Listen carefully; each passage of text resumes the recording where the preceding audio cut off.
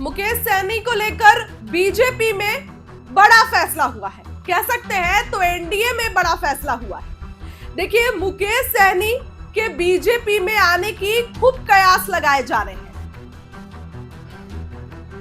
कि मुकेश सहनी बीजेपी में आएंगे या नहीं आएंगे। बीजेपी तो रेड कारपेट बिछा के उनका इंतजार कर रही है, पलके बिछाकर इंतजार कर रही है।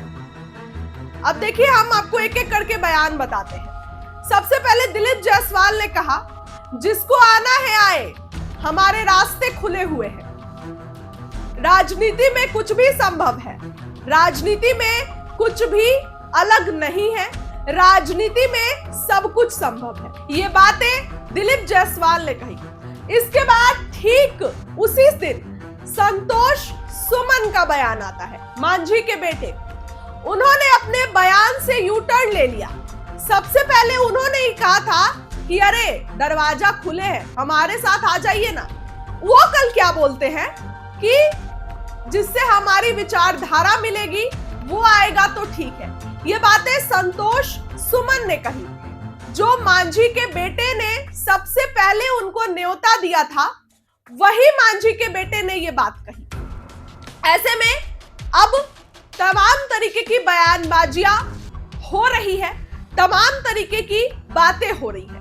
मुकेश सहनी अभी तक दिल्ली में है, दिल्ली से लौटे नहीं है मुकेश सहनी, लेकिन यहां पर भाजपा की तरफ से फैसला पे फैसला लिया जा रहा है।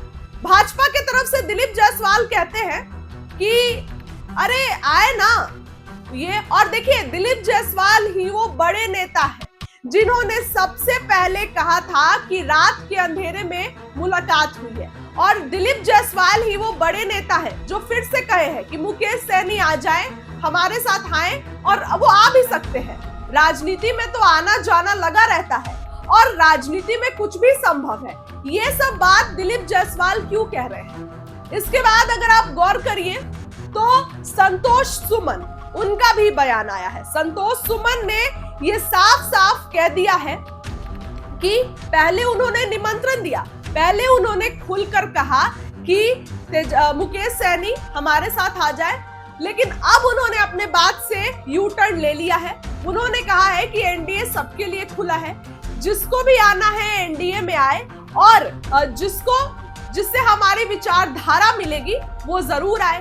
तो इस तरीके की बयानबाजियां एनडीए में हो रही है, इस तरीके की बातें जो है वो अब मतलब हो रही है एनडीए में। तो आप सोचिए कि मुकेश सहनी का अगला कदम क्या होगा। बातें तो कई जगह खबरों में ये भी चल रहा है कि मुकेश सहनी सीधे अमित शाह से डील करने गए हैं। खबरें चल रही है, मैं अपने मन से नहीं बोल रही हूँ, खबरें चल रही है कि मुकेश सहनी दिल्ली में डील करने अमित शाह से गए हैं।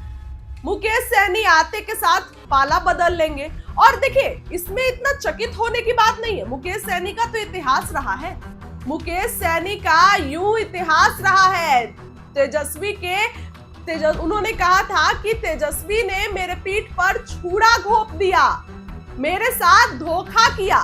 तो अब मुकेश सहनी फिर से पलट जाएंगे तो कौन सा भूचाल आ जाएगा? जब बोल रहे हैं कि भैया आरक्षण देंगे तो हम प्राण दे देंगे, तो प्राण दे देंगे तो पार्टी नहीं चेंज कर लेंगे, कर ही लेंगे मुकेश सहनी। तो ऐसे में भाजपा की तरफ से तमाम कयास है, फैसला पे फैसला लिया जा रहा है, फैसले बदले जा रहे हैं। दिलीप जायसवाल कहते हैं कि रात के अंधेरे में मुलाकात हुई है, हमारे साथ आएंगे, और फिर बोलते हैं राजनीति में कुछ भी संभव है।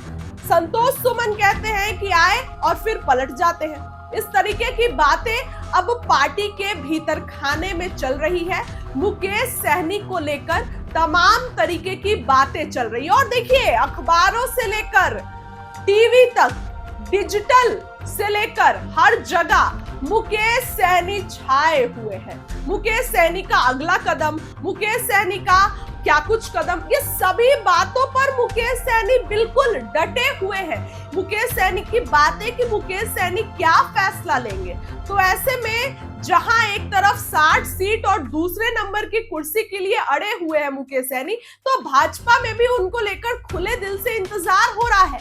भाजपा में भी उनको लेकर बिल्कुल जो है पलके बिछाए नेता इंतजार कर रहे हैं। क्योंकि देखिए, तेजस्वी के साथ अगर मुकेश सैनी है तो मुस्लिम यादव प्लस मलाह यानी कि MY+M, तो 3 वोट बैंक इस तरीके से जुड़ के मजबूत होते हैं। लेकिन यही मलाहों का वोट अगर भाजपा के साथ आएगा तो भाजपा मजबूत होगी, जाहिर सी बात है। तो ऐसे में मुकेश सैनी का अगला कदम क्या होगा वो आपको बताएंगे। लेकिन इस खबर के लिए इतना ही।